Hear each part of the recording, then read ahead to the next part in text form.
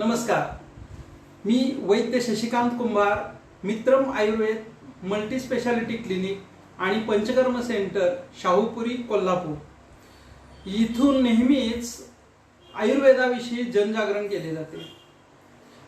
जनसामान्यांच्यात आयुर्वेद रुजावा आणि भारतीय परंपरेतील ज्या काही परंपरा आहेत, ज्या काही आपल्या संस्कृतीतल्या चांगल्या गोष्टी आहेत, या लोकांच्या पर्यंत रुजाव्यात आणि त्यातून समाज स्वास्थ्य निर्माण व्हावं यासाठी सततच मित्रम आयुर्वेद तर्फे प्रयत्न केले जातात.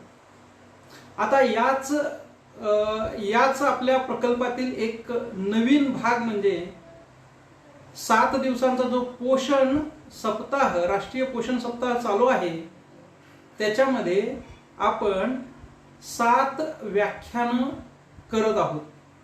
आता यातील हे आजचं व्याख्यान आहे फळे आणि त्यातील पोषण मूल्ये यांचा आयुर्वेदिक दृष्टिकोनातून विचार.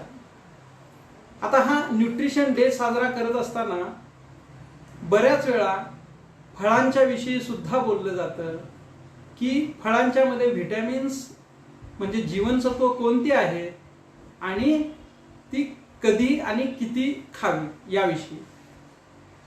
आयुर्वेदाचा आणि आधुनिक शास्त्राचा या फळांच्या पोषण मूल्याविषयी विचार फार वेगवेगळा आहे.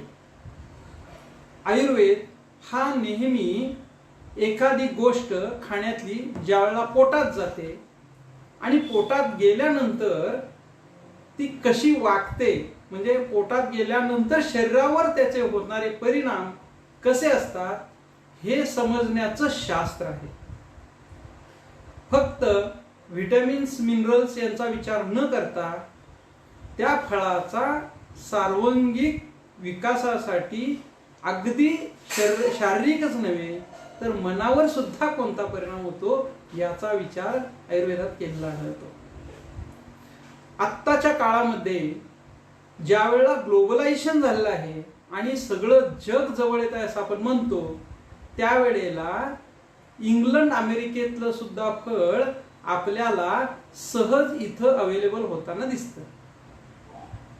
मग त्याचाच प्रचार आणि प्रसार होऊ लागतो आणि त्यात असलेले सगळे गुण अवगुण वाढवून त्याचा आपल्या इथं मार्केटिंग व्हावं म्हणून त्याच्यासाठी जाहिरातबाजी करून मार्केटिंग केलं जातं. तर पहिली गोष्ट लक्षात घ्या, ज्या प्रदेशात जी गोष्ट पिकते त्या प्रदेशातील लोकांसाठी ती अत्यंत उत्तम असते. हा झाला साधा सरळसोट एक आपण म्हणतो सरधोपट एक आपला निष्कर्ष काढण्याची प्रथा. आता आपल्या इकडं जी फळं निर्माणच होत नाहीत ती फळं जर आपण नेहमीच रोजच खाऊ लागलो तर त्याचे दुष्परिणाम सुद्धा दिसू लागतील. म्हणून चवीत बदल म्हणून किंवा एक नाविन्यपूर्ण गोष्ट म्हणून कधी तर असं फळ खाणं काही चुकीचं नाही, पण त्यातील पोषण मूल्य चांगली आहेत आणि ती शरीराला उपयोगी पडतील म्हणून रोजच्या रोज खाण्यात आली तर ज्या प्रदेशासाठी, समजा थंड प्रदेशात उत्पन्न होणारी एखादी गोष्ट आहे जी खरोखर स्वभावतः थंड आहे आणि तुम्ही ती खूप मोठ्या प्रमाणात खायला लागाल तर मग त्याचे जे कफाचे विकार आहेत ते आपल्या पाठीमागे लागू शकतात. म्हणून प्रत्येक व्यक्तीसाठी कसा आहार असावा, फळं कशी खावीत हे सुद्धा आयुर्वेदानं 5000 वर्षापासून लिहून ठेवलेलं दिसतं. आता आपण इंग्लिश फळांचा विचार करूया की आता सध्या ड्रॅगन फ्रूटचा बोलबाला खूप आहे, किवीचा आहे आणि अशाच पद्धतीनं पियर्स वगैरे जे बाहेरचे फळं आपल्यात आलेले आहेत तर त्यांचा प्लेटलेट्स वाढवण्यासाठी उपयोग होतोय म्हणून सांगितलं जात आहे, किंवा पोषण मूल्यांचा विचार करून त्यात व्हिटॅमिन्स जास्त आहेत आणि त्याच्यामुळे शक्ती जास्त येते असं सांगितलं जातं. तर मग आपल्या भारतीय भूमीवर निर्माण होणारी जी फळं आहेत ती अशी शक्ती देऊ शकत नाहीत का? तर ती निश्चितच देऊ शकतात.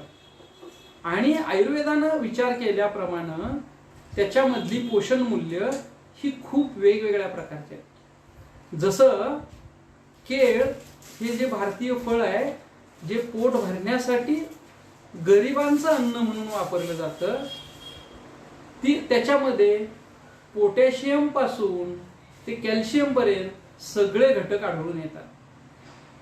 पण समजा आपण असं गृहीत धरू की एक सेडेंटरी लाईफ असलेला माणूस आहे, की ज्याचं खुर्चीत 8 ते 10 तास बसणं आहे, काम आहे, एसी मध्ये थांबतो आणि व्यायाम कसल्याही प्रकारचा नाही, आणि हे विटॅमिन्स मिळवावे म्हणून त्या माणसानं जर खूप मोठ्या प्रमाणात केळी जरी खाल्ली तरी सुद्धा त्याच्यामधला कफ वाढेल आणि त्या माणसाला कफाचे आजार होतील आणि सर्दी, खोकला किंवा शरीरात क्लेद वाढल्यामुळं, घाण वाढल्यामुळं जे विकार होतात त्याच्यामधले काही विकार त्याला होतील, वजन वाढेल, सूज येईल, अग्निमांद्य होईल, अजीर्ण होईल, म्हणजे त्याची भूक कमी होईल आणि मग त्याला एखाद्या डॉक्टरकडे जावं लागेल.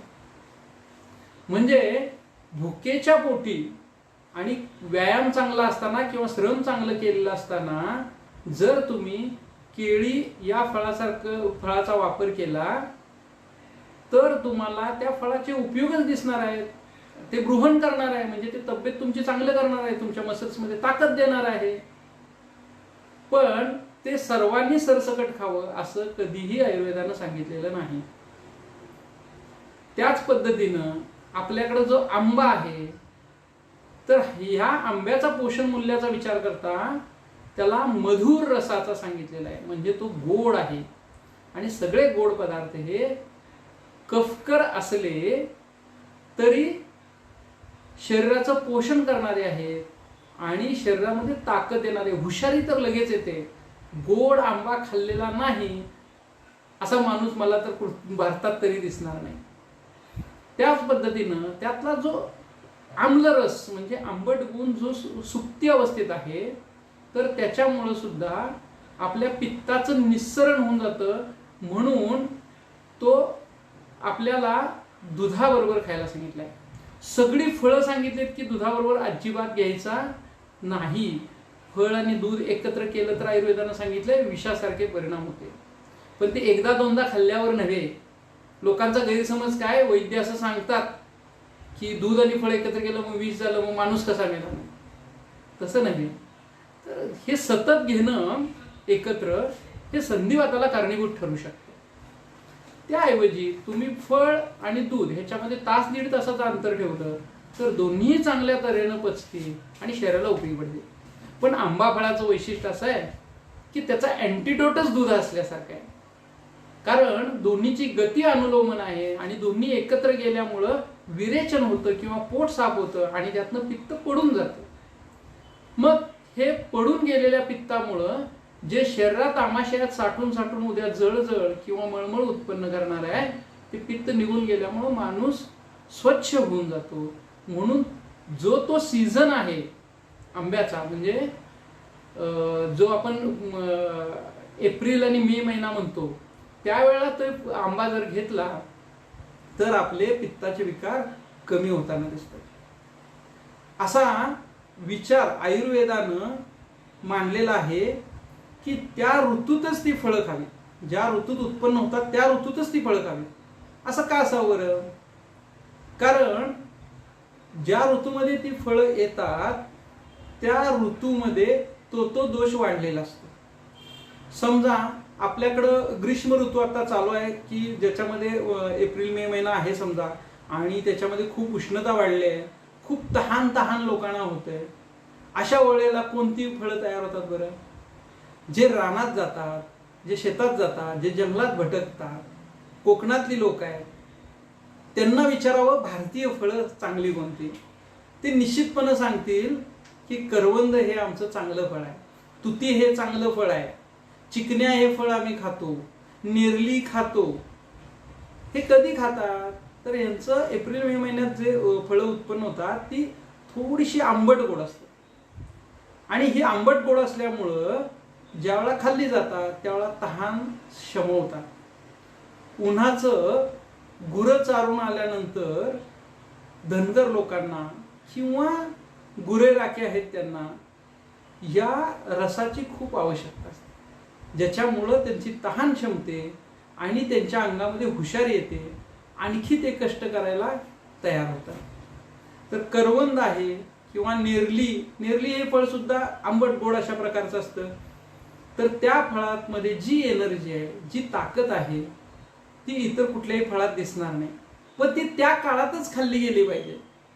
जर समजा तुम्ही आंब्याचा पल्प करून ठेवलाय आणि वेगळ्या ऋतूमध्ये तुम्ही खाताय, हा गंमत म्हणून कधीतर बदल म्हणून खाल्ला तर विकार होणार नाही, पण सतत जर त्याच्यावरच राहायला लागला तर काळ सोडून खाल्ल्यामुळं तुम्हाला आजार हे होणार आहेत.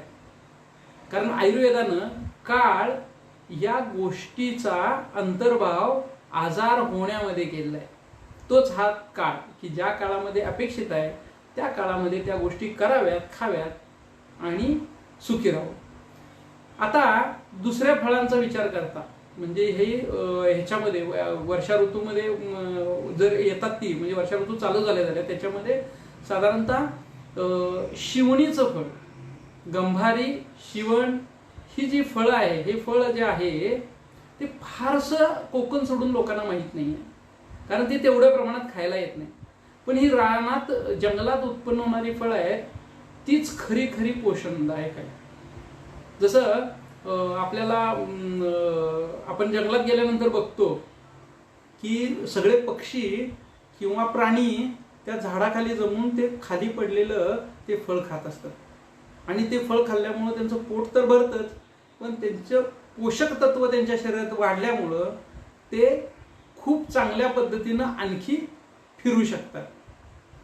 तर हे पिकल्यानंतर पिवळसर रंगाचं जे फळ होतं आणि वाळल्यानंतर काळ्या रंगाचं होतं, तर हे शिवणीचं फळ हे बालकांना म्हणजे बाळांना, लहान मुलांना शक्ती देणार आहे म्हणून सांगितलंय.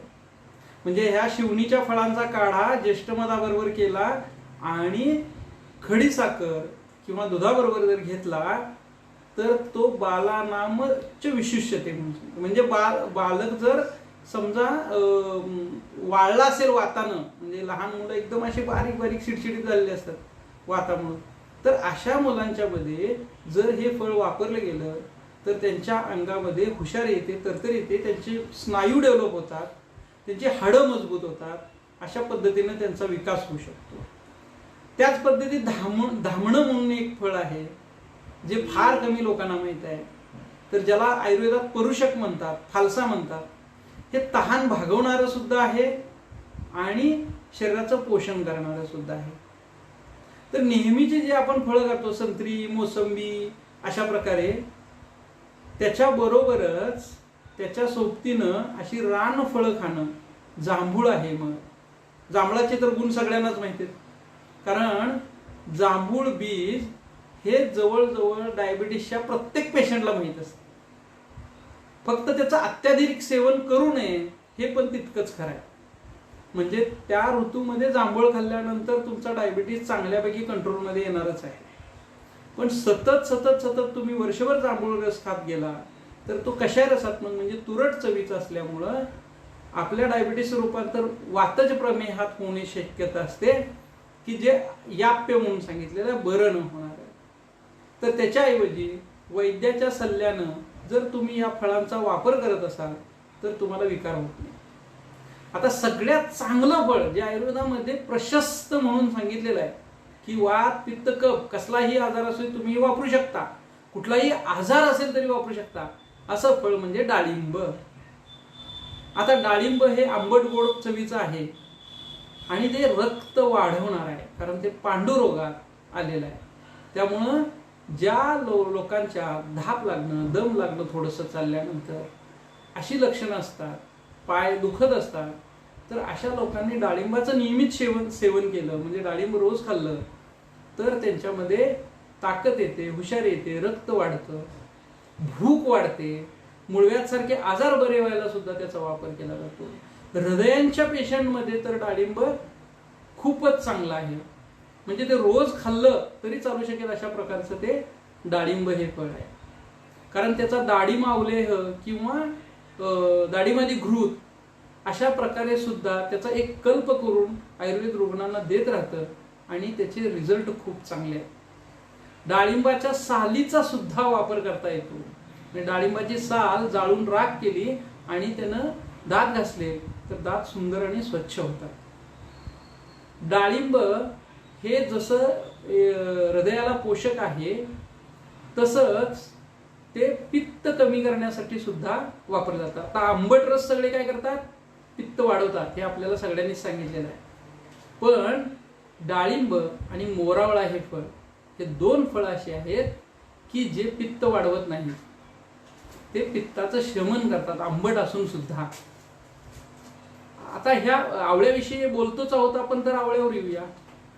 आवळा हे फळ म्हणजे पृथ्वीवरचं अमृत आहे. कारण आवळ्याच्या रसामुळं शरीरातले खूप आजार बरे होतात. वात असू दे, पित्त असू दे, कफ असू दे, सगळ्या ठिकाणी तुम्ही आवळा वापरू शकता.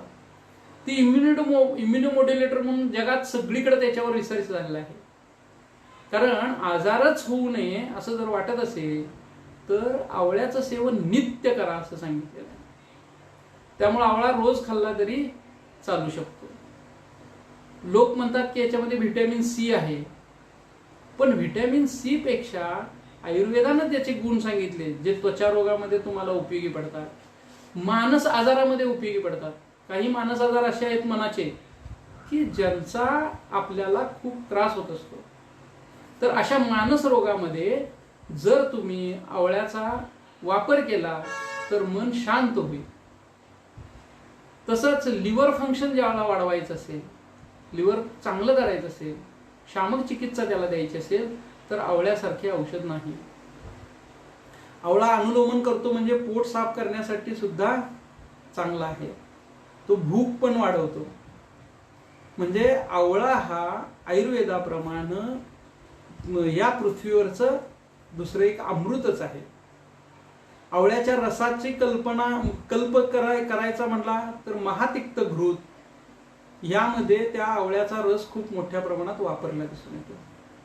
तसंच आवळ्याच्या रसामध्ये काही अशी तेलं बनवली जातात की जी केसांच्यासाठी सुद्धा उपयोगी पडतात. कारण केसांना रंगवण्याचं, काळं करण्याचं काम जे आहे ते आवळा रस करू शकतो. ज्यानं रानात जाऊन स्वतः आवळे काढलेले आहेत, डोंगरी आवळा छोटा असतो हायब्रिड आवळ्यापेक्षा, पण तो छोटा आवळा आहे, त्यानं हातात घेतले की थोड्या वेळानं आपले हात पूर्णपणे काळे होतात. असा आवळा सगळ्यांनी वापरला तर आपल्या आयुष्यातनं खूप मोठ्या आजारांच्या पासून आपण वाचू शकतो. आपल्या भागामध्ये आणखी येणारे खूप फळं आहेत तशी की जसं आपण फणस सुद्धा म्हणू शकतो कोकणात येणारा. तर फणस ज्या वेळेला तुम्हाला तुमची तब्येत वाढवायची आहे, ज्याला ताकद कमवायची आहे, त्या व्यक्तीनं त्याचं सेवन केलं पाहिजे. पण गोष्ट एकच आहे की त्यावेळेला तुमचा अग्नी चांगला पाहिजे, तुमची भूक चांगली पाहिजे, तर ते तुम्ही खाऊ शकता. अन्यथा जास्त गरे खाल्ल्यानंतर पोट फुगल्याची उदाहरणं आपल्याला माहितच आहे. आणि आपल्याकडची फळं अशी आहेत की जी सर्वांगीण गोष्टीसाठी वापरता येतात. म्हणजे फळाची साल वापरता येते, फळाचे गर वापरता येतात, फळाच्या आतली जी अठळी ज्याला म्हणतो, म्हणजे आपण बी म्हणतो, तर त्याचा वापर सुद्धा करू शकतो. कारण त्या फळातली बी काढून जर तुम्ही भाजून खाल्ली तर ती चवीलाही छान लागते. दुसरी गोष्ट म्हणजे या वाळलेलं हे बी आहे हे तुम्ही उगाळून जर श्वित्र म्हणजे पांढरे डाग असतात त्याच्यावर लावलं तर त्याच्यावर सुद्धा रंग यायला लागतो. तर या पद्धतीनं आपल्याकडे आणखी खूप फळ आहेत की जसं आपण म्हणू की चिंचा सुद्धा. चिंचा हे आंबट आहे, पित्त वाढवणार आहे, हे पण कबूल. पण ह्या चिंचेचा क्षार करून आम्ही औषधात वापरला की तो मात्र भूक वाढवण्यासाठी, पचनशक्ती वाढवण्यासाठी, ज्यांना अजीर्ण झालेलं आहे, पोटगच्च झालेलं आहे, गॅसेस होत आहेत, तर अशांच्या मध्ये त्याचा वापर करता येतो. तर असं खूप फळं भारतीय असल्यामुळं आपण सगळ्याचा ओहापोह इथं नाही करू शकत.